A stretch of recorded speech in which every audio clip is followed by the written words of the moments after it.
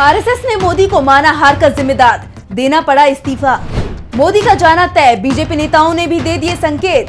राष्ट्रपति भी मोदी को देंगी विदाई, इस्तीफा किया स्वीकार। अब देश को मिलेगा नया प्रधानमंत्री, इंडिया भी दौड़ में। लोकसभा चुनाव के नतीजों के बाद बीजेपी में टकराव तेज हो गया है। पार्टी के नेता खुलकर तो कुछ नहीं बोल रहे हैं, लेकिन अंदर खाने नाराजगी जमकर सामने आ रही है।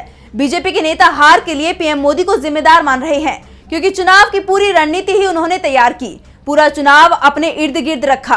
पार्टी का नारा अब की बार 400 पार नरेंद्र मोदी का दिया हुआ था। मोदी सरकार के नाम पर चुनाव हुआ और जब चुनाव में हार मिली तो वो जिम्मेदारी भी लेने को तैयार नहीं है। दरअसल इस बार के लोकसभा चुनावों में पीएम मोदी, गृह मंत्री अमित शाह और पार्टी अध्यक्ष जेपी नड्डा ने एक तरफा फैसले लिए। राज्य के नेताओं की सिफारिश तक नहीं मानी गई। बीजेपी में टिकट वितरण को लेकर दावा तो यहां तक किया जाने लगा कि जिस राज्य में बीजेपी सरकार है वहां के सीएम तक को पता नहीं था कि उनके राज्य में बीजेपी किसे उम्मीदवार बना रही है। दावा तो यहां तक किया जा रहा है कि यूपी के सीएम योगी आदित्यनाथ की भी टिकट वितरण को लेकर जो शिकायतें थी उस पर ध्यान नहीं दिया गया।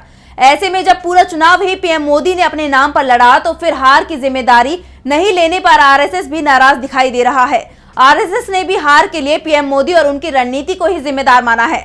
दावा किया जा रहा है कि संघ नहीं चाहते कि पीएम मोदी को तीसरा कार्यकाल दिया जाए। इस बीच प्रधानमंत्री नरेंद्र मोदी ने पीएम पद से इस्तीफा दे दिया। इस बीच राष्ट्रपति द्रौपदी मुर्मू ने भी पीएम मोदी को विदाई देने के लिए तैयारी कर ली है।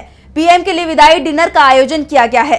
वैसे बीजेपी के अंदर पीएम मोदी का समर्थक गुट दावा कर रहा है कि वो 8 जून को एक बार फिर से पीएम पद की शपथ लेने वाले हैं, लेकिन इस समय तो एनडीए की सरकार ही बनती नहीं दिख रही है।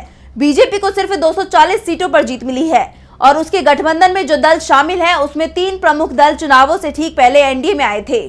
चंद्रबाबू नायडू, नीतीश कुमार और चिराग पासवान तीनों ही एनडीए में आते जाते रहे हैं। नीतीश कुमार लोकसभा चुनाव का ऐलान होने से 50 दिन पहले एनडीए में शामिल हुए, तो चंद्रबाबू नायडू चुनाव का ऐलान होने के बाद से एनडीए में हैं। तो चिराग पासवान भी कुछ दिनों पहले ही एनडीए में शामिल हुए थे और दावा किया जा रहा है कि ये तीनों ही एनडीए छोड़ने की तैयारी कर रहे हैं, क्योंकि उन्हें एहसास है कि मोदी सरकार में उन्हें सम्मान नहीं मिलेगा जो इंडिया की सरकार में मिलेगा।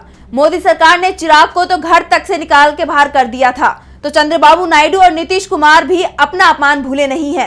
राजनीतिक मजबूरियों के चलते ये लोग बीजेपी के साथ थे, लेकिन अब ये मजबूरियां समाप्त होती दिख रही हैं। टीडीपी के पास 16, जेडीयू के पास 12 और एलजेपीआर के पास 5 सीट हैं। ये तीनों ही अलग हो जाते हैं तो एनडीए बहुमत की दौड़ से दूर हो जाएगा, तो इंडिया सत्ता में आ जाएगा। वैसे तो इन नेताओं की सबसे बड़ी नाराजगी पीएम मोदी को लेकर ही है। ये तीनों मोदी राज में ही एनडीए से दूर हुए थे, नहीं तो चंद्रबाबू नायडू हो या फिर नीतीश कुमार, दोनों लंबे वक्त तक एनडीए में रहे हैं। ऐसे में एक बात तो साफ दिखाई दे रही है कि सरकार को बचाए रखने के लिए पीएम मोदी को हटाने की पूरी तैयारी हो चुकी है। आरएसएस तो पहले से ही मोदी के विकल्प की तलाश कर रहा था और अब मौका भी आ गया है। सरकार बनानी है तो मोदी का जाना तय है। इस बीच बीजेपी के अंदर ही 2-3 नेताओं ने पीएम पद को लेकर अपनी दावेदारी की कोशिश शुरू कर दी है। फिलहाल बीजेपी की तरफ से पीएम दावेदारी में कौन सा नेता बाजी मारेगा ये आरएसएस तय करेगा, लेकिन उससे पहले ये भी जरूरी है कि एनडीए एकजुट रहे। फिलहाल तो जैसे हालात दिखाई दे रहे हैं उसमें एनडीए टूटता दिखाई दे रहा है। ऐसे में सरकार इंडिया की बन सकती है।